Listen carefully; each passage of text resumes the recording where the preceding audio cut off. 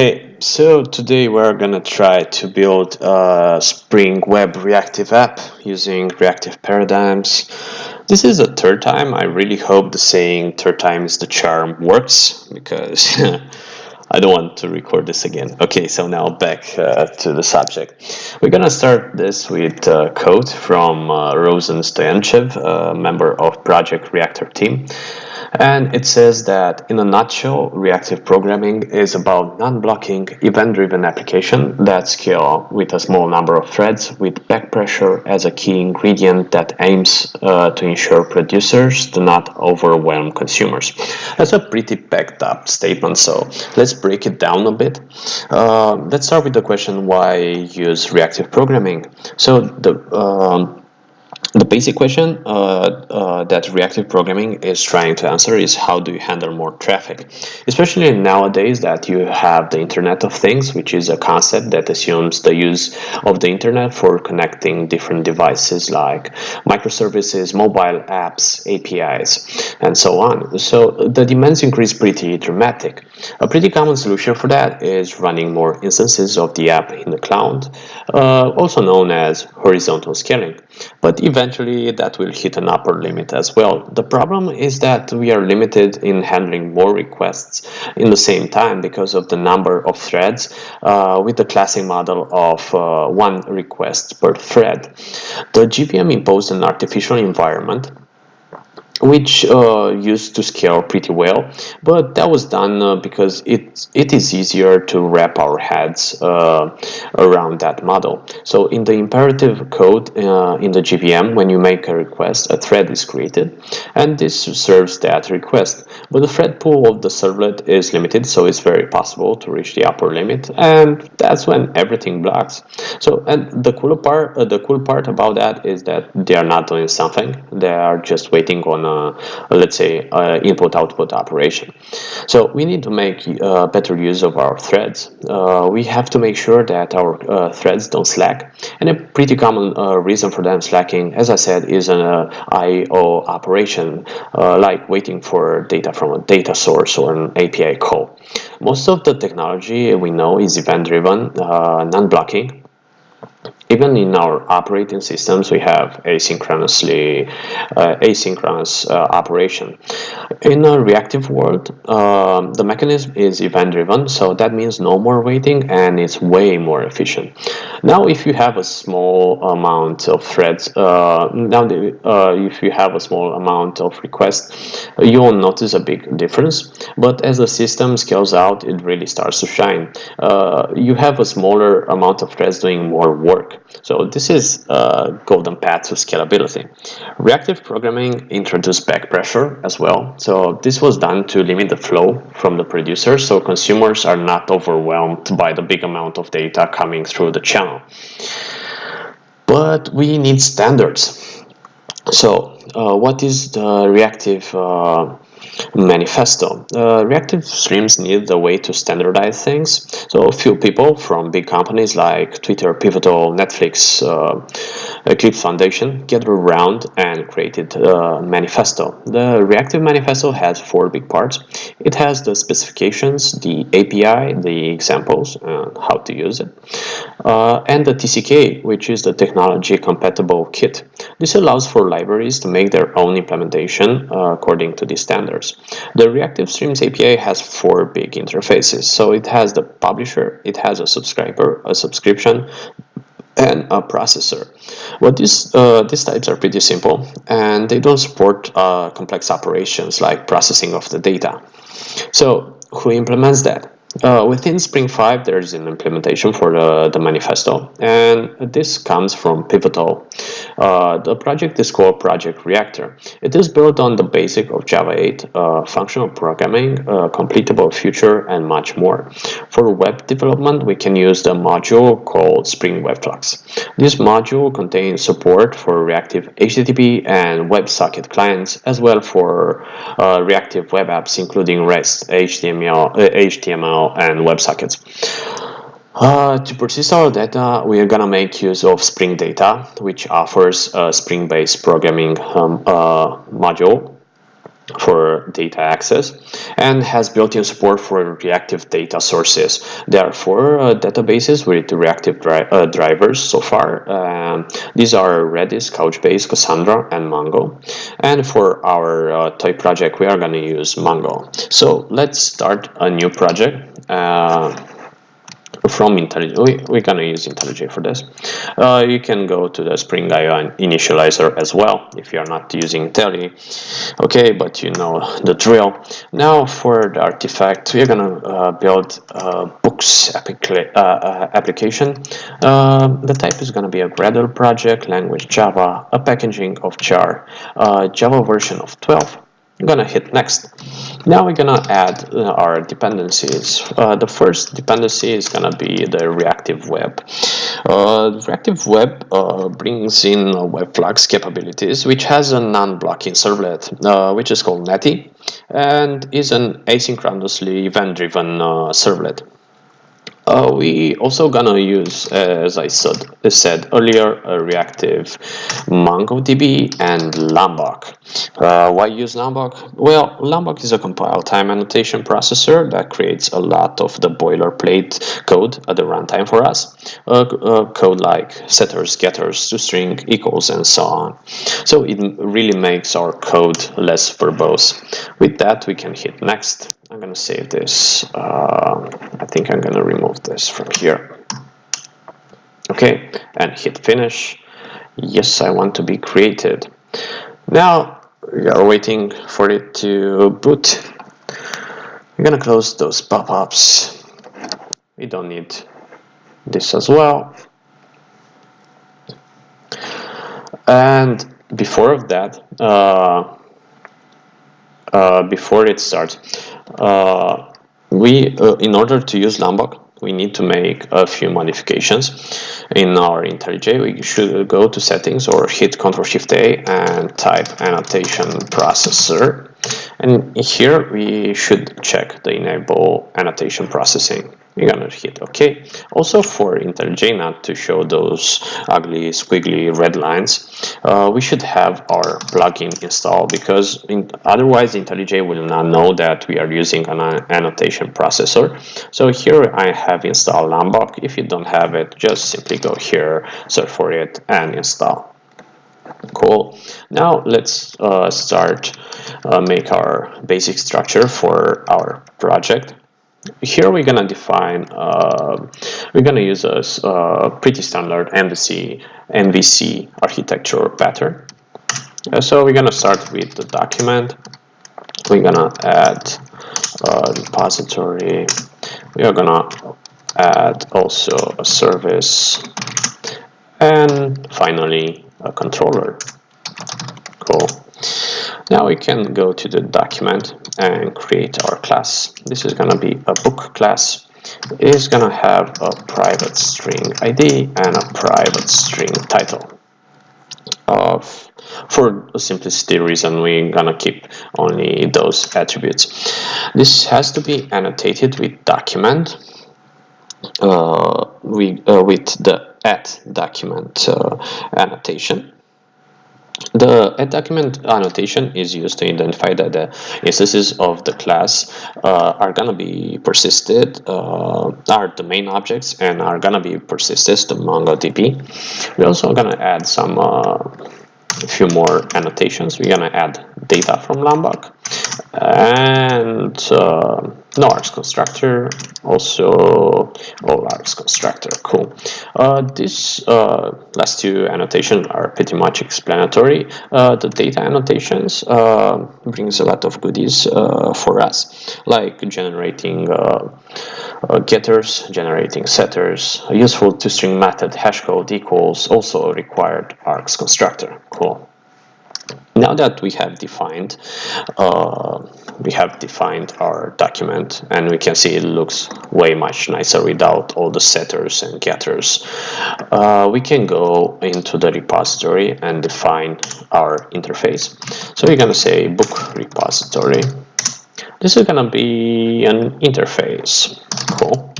And it's going to make use is going to extend the reactive CRUD repository, which takes two generic types. The first is the type of the document, which is a book, and the second is the type of the ID. I think I have to import that. Yep. Okay, so this reactive CRUD repository is an interface which provides generic CRUD operations. The nice thing about it is that Spring will automatically provide an implementation of these methods at runtime. And this Reactive CRUD repository follows reactive paradigms and uses Project Reactor types, the Flux and Mono. More on that a little bit later. First, let's see. Let's take a look at the interfaces that we described earlier in the Reactive Manifesto. So here we have the publisher. The publisher is the data source. This provides an unbounded or infinite number of items, and it publish them according to demands of the subscriber. If you navigate to the subscriber, we are going to see that it has 4 methods. The unsubscribe method is required, otherwise the flow of data will not start from the publisher. It has a method with which it consumes the data. This is the onNext method. Any errors that is going to be thrown they are going to be passed to the onError method, and if the streams complete successfully, the onComplete method is called. Now, when you subscribe with the unsubscribe method to a publisher, you give as an argument a subscription. So what is the purpose of this?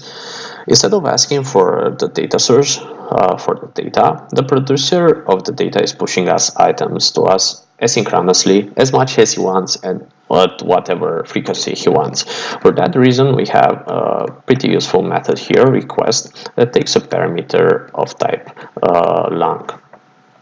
If we don't specify, then the publisher is going to publish all of its elements. But here we can provide a number to limit that, and this is a simple form of back pressure. So basically we are asking the producer to slow down. Also, we have the cancel method, which basically cancels the flow of data from the publisher. There's a fourth interface there in the Reactive Manifesto, which is called processor, and we can find it in the Reactive Streams package. So the processor represents the middle ground between the subscriber and the publisher and must obey the contract of both. But these types are pretty simple, so we need higher orders operators.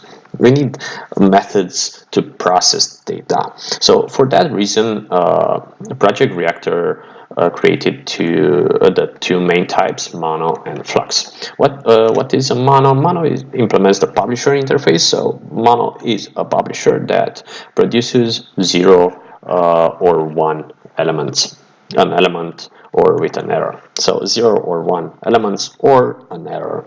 It supports asynchronously processing and back pressure. The other type is the Flux. And the main difference between the Flux and a Mono is that the Flux will emit 0 to n elements. Also comes with asynchronously processing and back pressure. Now that we described those, let's go ahead and initialize some data. So we're gonna create a new package, initializer, and here we're gonna create a class, initialize db. Cool.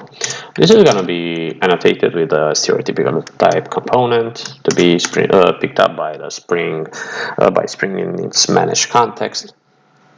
Here we can define a post construct method in which we're gonna initialize our data. So init. To initialize our data, we're gonna make use of the books repository that we created earlier, And we have a few ways to auto-wire this. So we can auto-wire the field level, but Spring advocates to auto-wire in the constructor. So we can go ahead and create this. And also we have the benefit of adding Finder here. But I think this is a bit too verbose. So instead of doing this, we're gonna use Lombok to give us the required args constructor. As we can see, is way more readable. Now that we have that, we can go ahead and create some books for our example. So we're gonna use a flux. We're gonna create more than one book, and we're gonna use the method just. Here we're gonna provide some titles for our books. Okay, so let's see. The book I'm currently reading is 12 Rules for Life from Jordan Peterson. Awesome book. I wanna read Crime and Punishment. I hope so. Okay, and another great book is The Subtle Art of Not Giving an F or fuck. Okay. This returns a flux of type string, so this we can call it book titles. Cool. Further, to persist this, we're gonna map it. So we're gonna map the flux of strings to a flux of books. We're gonna use the map method, and here for every title in the flux, we're gonna map it to a new. What have I done? Ctrl Z, Ctrl Z, Ctrl Z. Another one, cool. A new book. And here we have to import an app. Yeah, please. We are not gonna provide an ID. We're gonna let Mongo generate it for us, and we're gonna give the title from the previous flux. This is gonna be a flux of type book. So we're gonna say book flux. Cool. Now to persist this to the database, we can go and map it. And for every book in the flux, we're gonna call repository method reference save. We could do this, but this will give us embedded publisher. Let's cast this to a variable to see, and this is gonna be a flux of mono type book. So this doesn't look too nice. Instead of doing that, we're gonna make use of another method, which is flat map. And if we cast this, if we assign this to a variable, we're gonna see that this is a flux of type book, which is way nicer. Okay, so this is a cool publisher. In order for it to start publishing things, so actually do stuff, do work, we have to subscribe to it. So we're gonna say book flux 1 and act subscribe. Call subscribe on it. To get a better look of what is happening there, we're gonna make use of the SLF4J annotation from Lombok, and we're gonna log this. So saved book. For every saved book, go ahead and log it. So the book that was saved, or better, the following book was saved. Give a placeholder and a value to bind it, the save book. This is nice, but I think we can write this a bit less verbose. So we're gonna chain this, all those methods. Okay. And this, of course, doesn't return a flux of type string. It returns a flux of type book. This makes IntelliJ happy, which makes me happy. Now this is not the book, cool. And we have to do this, cool. But if we do this every time we start our app, we're gonna create every time 3 new books, or the same books in this case, which I don't think we want that. Instead, we want to ensure that we start from, we have a clean start. To do that, we're gonna call the repository method delete all, which is not okay, because these methods, the delete all and the save with the save method, are both asynchronously. So we are not guaranteeing any order of execution.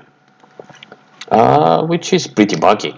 So in order to have a concise way, we're gonna call the then many operator. On then many operator, we're gonna pass the book as an argument, and after that, we wanna call the repository find all to see if we really save them to a database. After that, we can chain the unsubscribe method. Cool. Now let's test if this works and run it.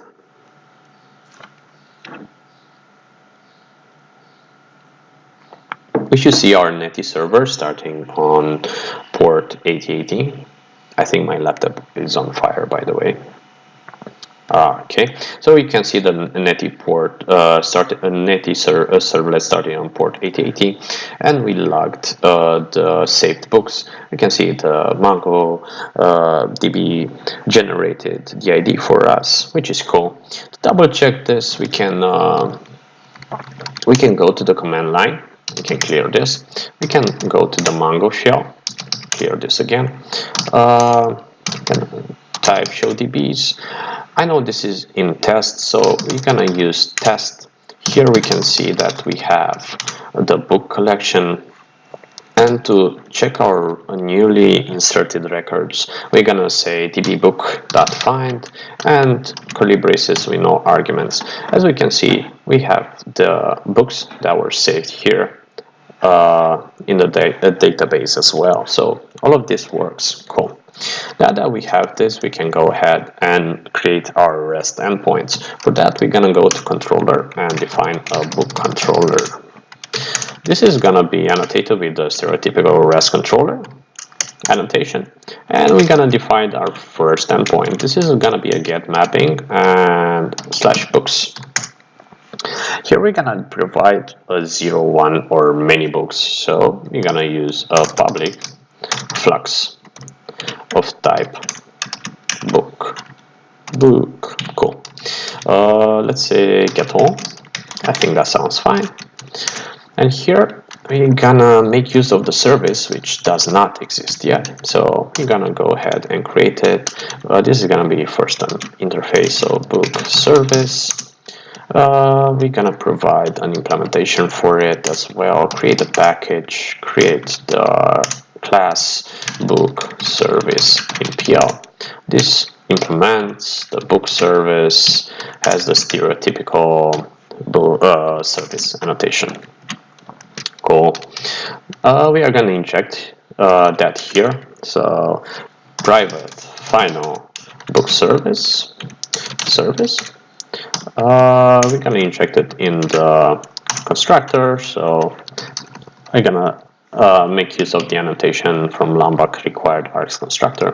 Now we can say return service get all. Of course, this method doesn't exist. We're gonna make use of IntelliJ and create the method. That sounds pretty fine. So now we have to go to the book service in PL and override the method. Here we're gonna need another required args constructor because we're gonna make use of the repository. So private final books book repository. Yep, this is the one I need. Repository. Here I'm gonna say repository find all. Yeah, I think a better name for this would be find all, but yeah, it's too late. X in the car. Okay, so now let's start our server. I'm gonna show this again. We are gonna go to Postman. Here I have the old endpoint, so don't ask me again. YOLO. So we're gonna go ahead and type the address and localhost 8080/books, and it should work if we know how to type. And we get the books from the database. How we are sure of that? We can go to the database, to the Mongo shell, and run the query again. And as you can see, we have the same IDs. Cool. Let's define two more methods here. Oh, this is enormous. Let's define two more methods, but before doing that, we're gonna do a request mapping at the class level, and we're gonna move this there. Cool. So let's define a new method in which we're gonna say get mapping, in which we're gonna return a book by its ID. Here we're gonna say slash curly braces ID public. Because we are returning one book, we're gonna have a return type of type mono book. Import that and find by ID. Here again we're gonna make use of the service and define a new method, find by ID.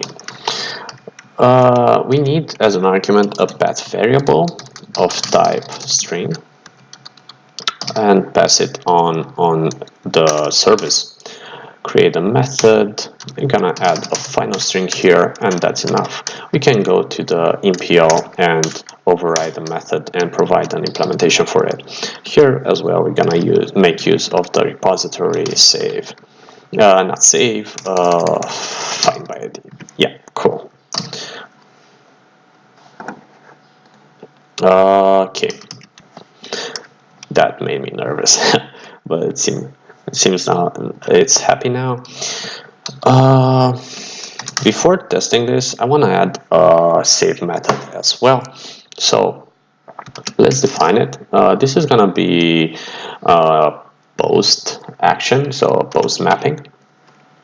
The endpoint is going to be the one at the class level slash books. And to know what our return type is, we can go to the Reactive CRUD repository, and if we take a look at the save method, it's returning a mono. So after it's saving the object to the database, it's returning it as a mono. So if you go to controller here, the mono is gonna be a book, and the name, I think it's save, it's okay. Okay, and as an argument, as a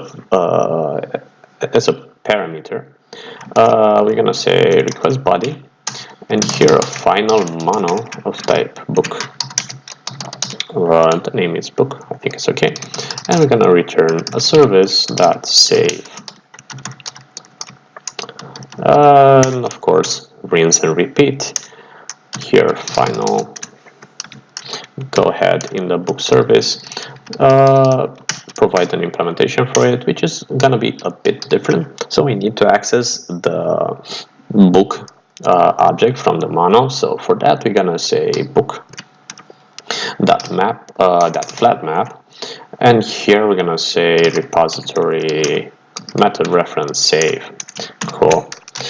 Now let's restart our app. We go to Postman.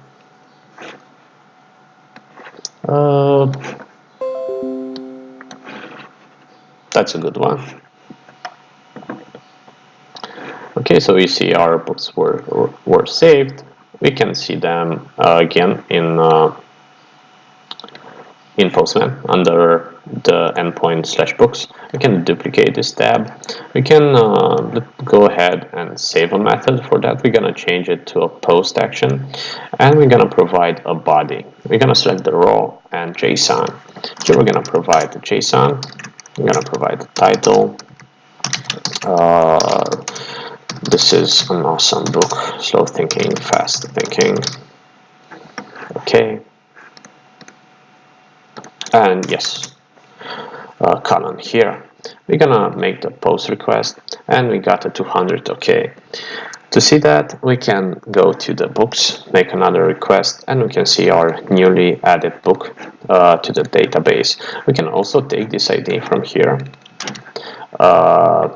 duplicate this tab, make a slash, forward slash, and add the ID. Here, if I'm gonna make the get request, we can see we got our new book from the method find by ID, defined here in the REST controller. So we know that this works, but I'm going to define some tests for it as well because I find it quite interesting. So How we're gonna do this? First of all, we're gonna hit Alt Insert on the name of the controller, and we're gonna select Test. For the testing library, we're gonna go and select JUnit 4. We're gonna provide some tests for all the methods, and we're gonna wait, okay, to boot up. Let me quickly check out my notes. Okay, so here we have to provide two annotations. First, run with, in which we're gonna say Spring Runner, cool, class. And here we have to provide the second one, which is the web flux test. The web flux test annotation scans for REST control annotations, add controller, but not for add component. So it not for add component, add service, and so on.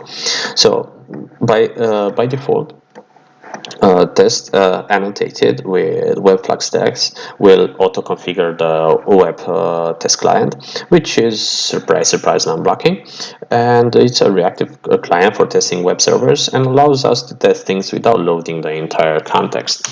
So you're gonna auto-wire it here. So private web test client.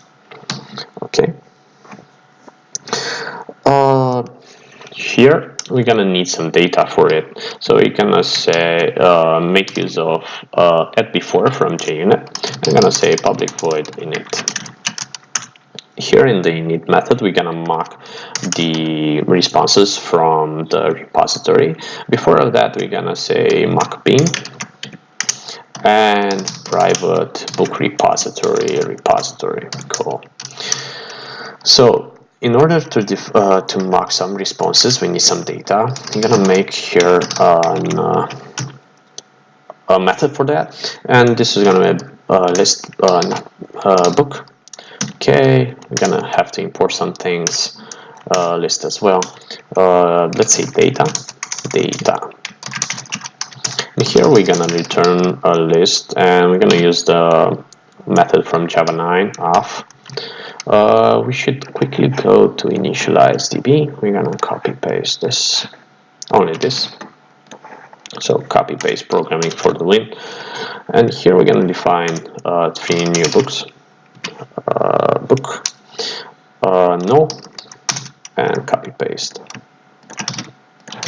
the titles. Multiply this 2 times, copy paste again. And the last, the greatest, the subtle art of not giving a fuck. Okay, so now that we have this, we can go and call on Mockito, and we say when we are calling the repository dot find all, then return a flux on, and this is going to be from iterable, and here we're going to provide a method defined lower, so a flux from data from iterable, which uses the data. We have to define 2 more methods, so we have to define a Mockito when repository find by ID. But here we have to provide an ID. For that, I'm going to create another book, a private book. I'm gonna initialize it here, new book, and need to provide an ID which we can use later, ID that's pretty unique, and the title, slow thinking, fast thinking. Cool.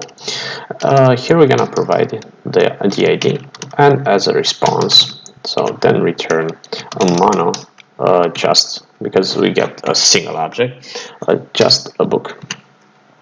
We also have to mark the save method, so for that, go ahead, Mockito when repository save, not save all, just save book, then return a mono of just book.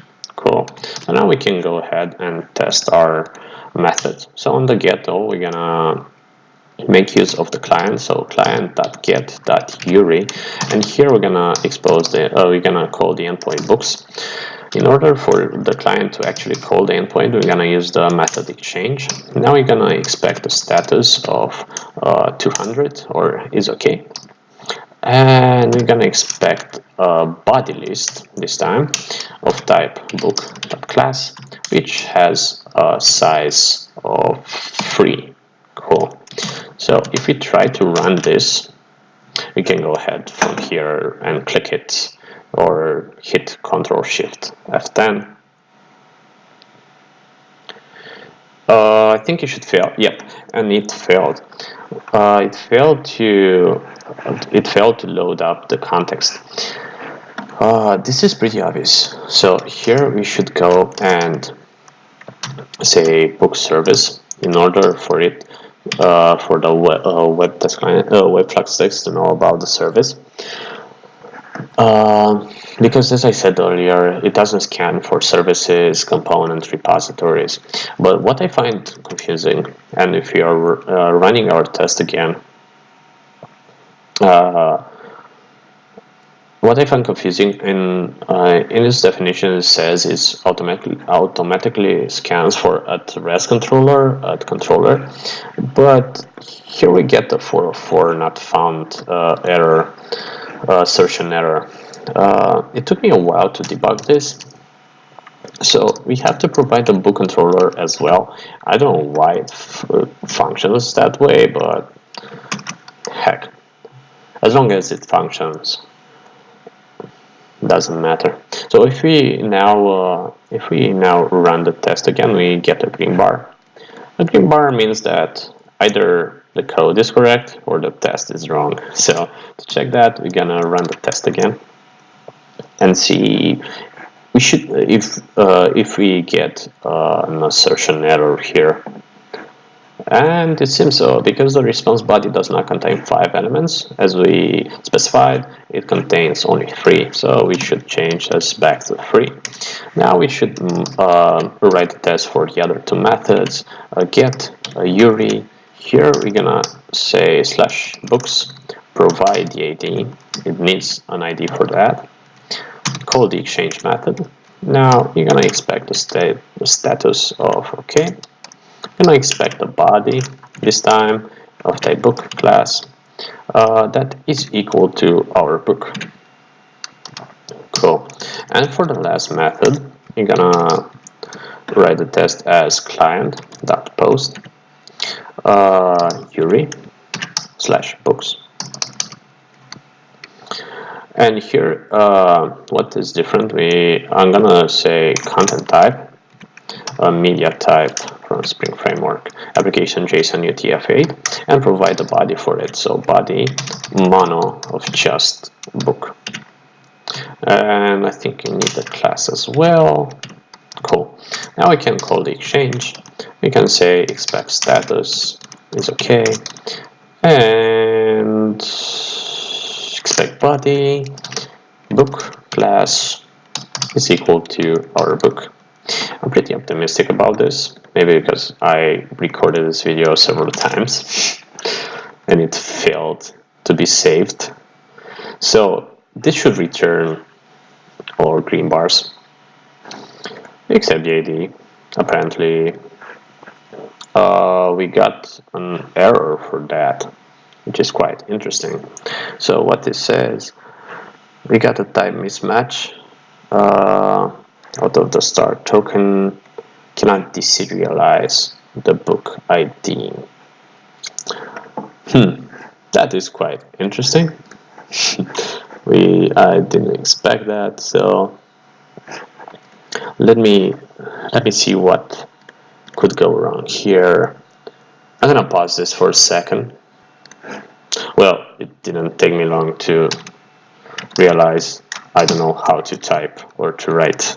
So the endpoint is /curly braces ID. I didn't test this before resuming the video, so I really hope this works, because otherwise it's gonna be not so good. So yeah, it works. And if we run again all our tests, so what could go wrong goes wrong. Now if you run all our tests, we should only see green bars. And indeed we see, which is good. Now that we defined the REST controller, we can close all these tabs. Oh, much cleaner.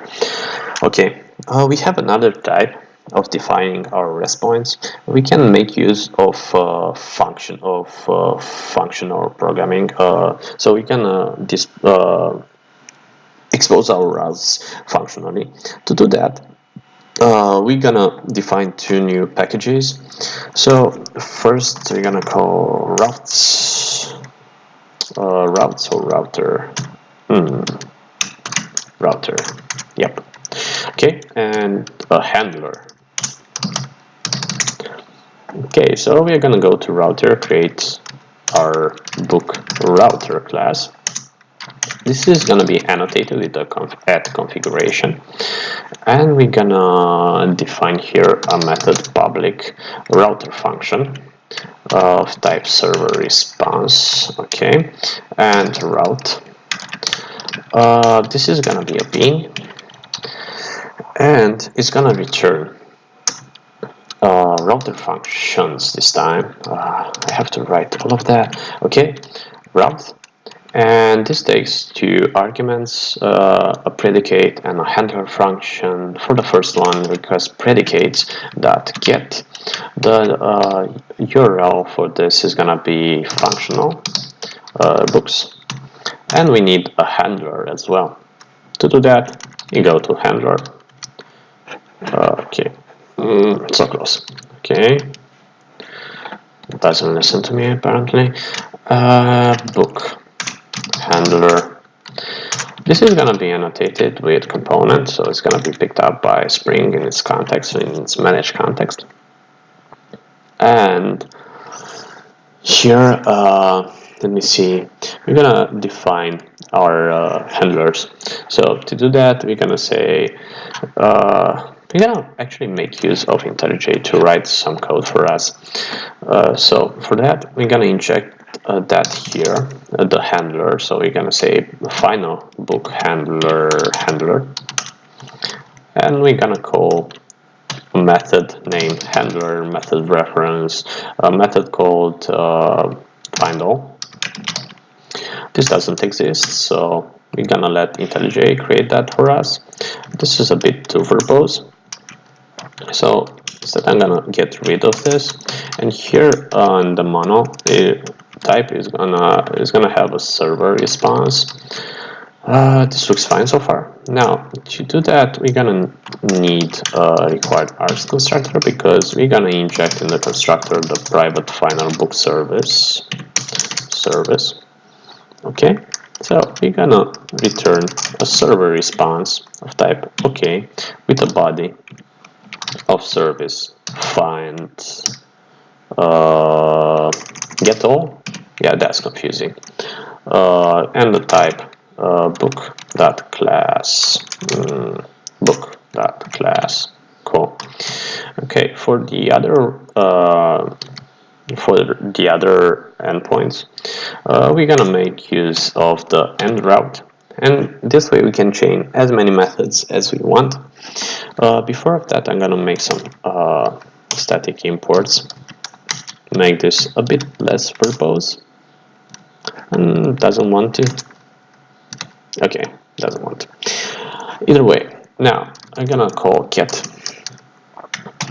functional /books / curly braces id, a new method handler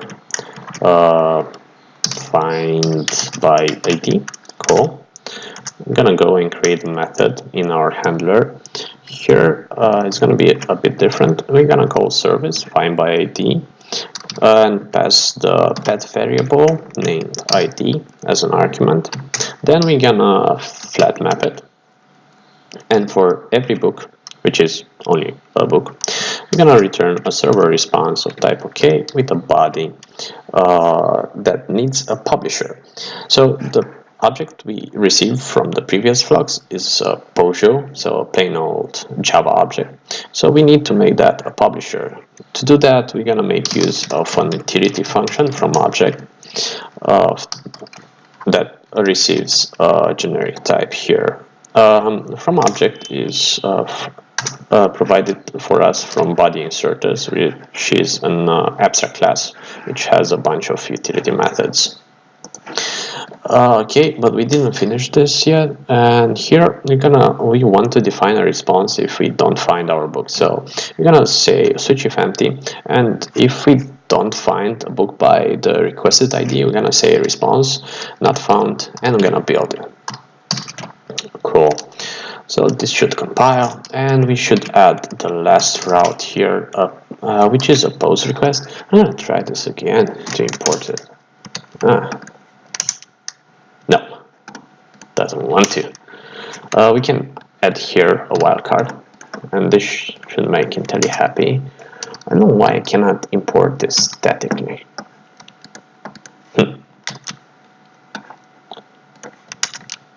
I don't know. Okay, doesn't want to.